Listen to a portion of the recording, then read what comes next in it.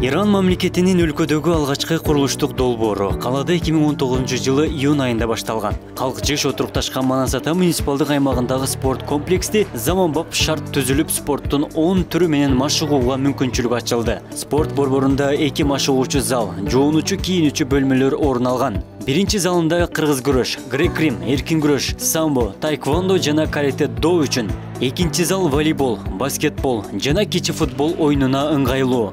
Эркин күрөш, грек-рим күрөшү, самбо, улуттук күрөш боюнча экинчи этажында болсо тайквондо, каратэ-до. Экинчи залы бул игровой зал. Ал жерде баскетбол, волейбол түрлөрү боюнча машыгуулар болот. Жалпысын алганда биз ойлоп атабыз 9-10 спорт түрлөрүнөн машыгуулар өтөт бул жерде. Анан келечекте экинчи этажындагы жабдууларды алып, керектүү жабдууларды, тренажерлорду коюп, жергиликтүү калкка фитнес менен машыгууга шарт түзүп берейин деп атабыз.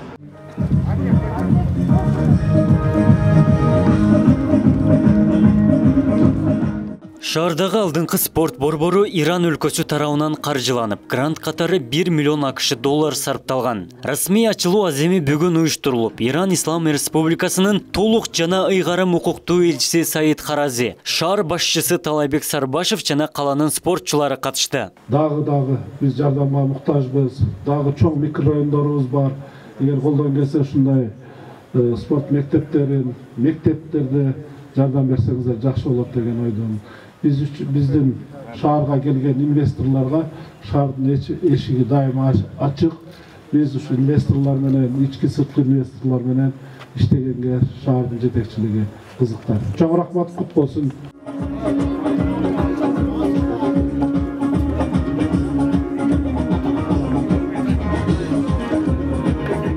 Иран өлкөсүнүн элчиси Саид Харази өнөктөш шаарлардын балбандары арасында мелдеш өтөрүн, спорт менен эки элдин мамилеси бекемдешин билдирди. Ирандын дүйнө балбаны Гола Мыраза Тахтинин ысымы ыйгарылып, спортчу жаштарга үлгү болуусу белгиленди. Ош шаары менен Ирандагы Мешхет шаарынын ортосунда достук мамилеси бар. Байыркы кала бир гана спорт маданий тармагынан эмес, экономикалык жактан дагы биз үчүн аябай кызыктуу шаар. Буйруса соода экономикалык жүгүртүүлөрдү күчөтөбүз. داریم که گسترش بدیم.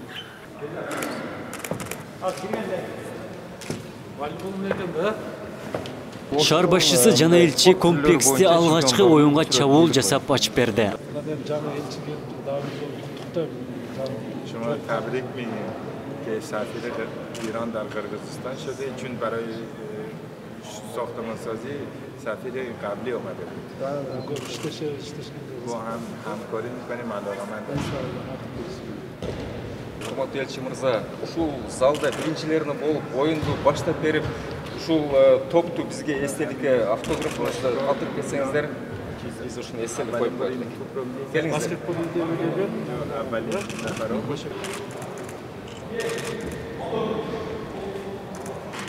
Топтал.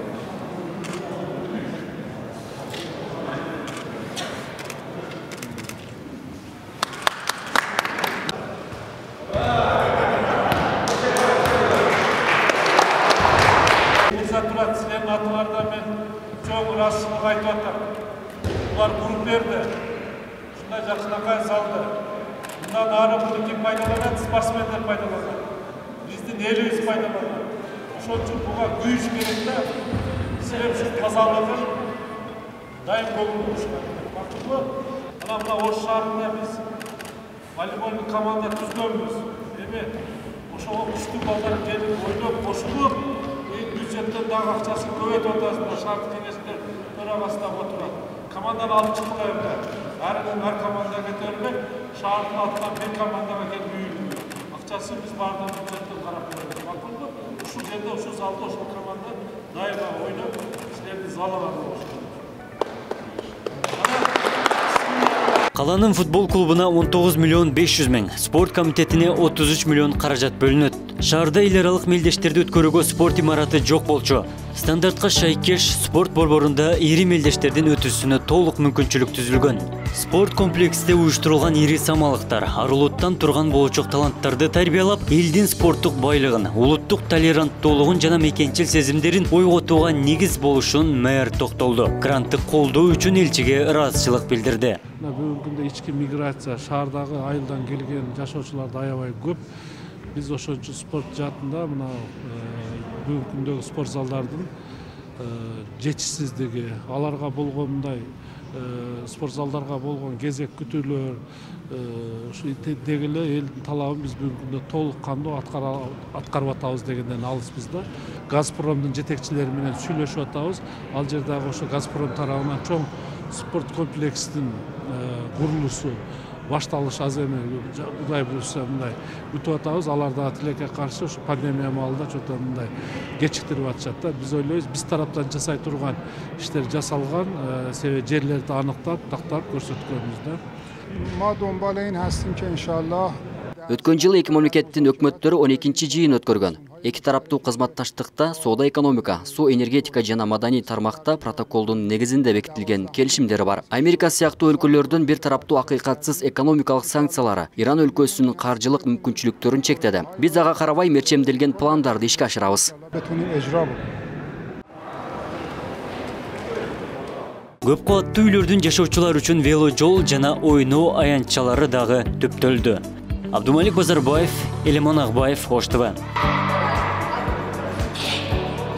Саламатсыздарбы, урматтуу бүгүнкү иш-чаранын катышуулары, урматтуу Иран Ислам Республикасынын Кыргыз Республикасындагы толук ыйгар мукты элчиси Саид Харази мырза, урматтуу куруучулар, дагы бир жолу сиздердин атыңыздардан, шаардык мэриянын атынан, элдин атынан элчи мырзабызга, Саид Харази мырзага чоң ыраазычылык билдирип койгонго уруксат этиңиздер. Бул спорт комплексти былтыр 19-жылы ушу март айларында, жаз айларында капсула салуу аземин жасаганбыз. Bunun бүтүшү эрте болгон, бирок мына пандемияга байланыштуу элди көп топтобой ушундай убакыт чозулуп калды да. Бүгүн насип экен мына ачылыш аземинде отурабыз. Бул көп жылдан бери калып кеткен проект эле. Анан биз суранып, ушул каралган проект экен, бүтүрүп берсеңиздер деп мына жетекчилер менен сүйлөшүп, элчилер менен сүйлөшүп, ушул проектini кайрадан жандандырып, мына алып келип, жакшынакай кылып бүтүрүп бүгүн тапшырып берип атышат. Курулуш иштери жүрүп атканда мен бир топ жолу келип, ушул көзөмөл кылып аттык. Сапаты дагы Кудай буюрса жакшы, мына куруучулар да турат. Мен мүмкүнчүлүктөн пайдаланып, куруучуларга да чоң ыраазычылык билдирем.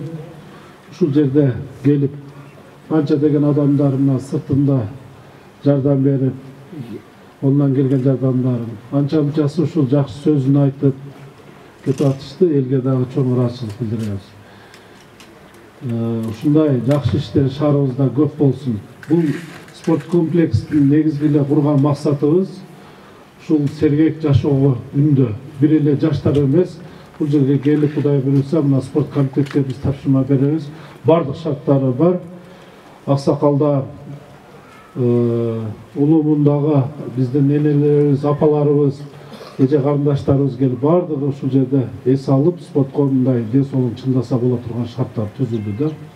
Мындан аркысы ушул пайдалана турган ушул спорт комитети, спорт школдор жакшы көздүн карегиндей сакташыңар керек. Ага эл дагы жардам бериш керек. Эми өкмөт куруп койду, Иран туугандар куруп берип койду деп эле келип талкалап, же болбосо бүт менен кирип алып волейбол, футбол ойнобой, bundan аркысын пайдалана турган биздин өзүбүздүн ишибиз болуш керек да.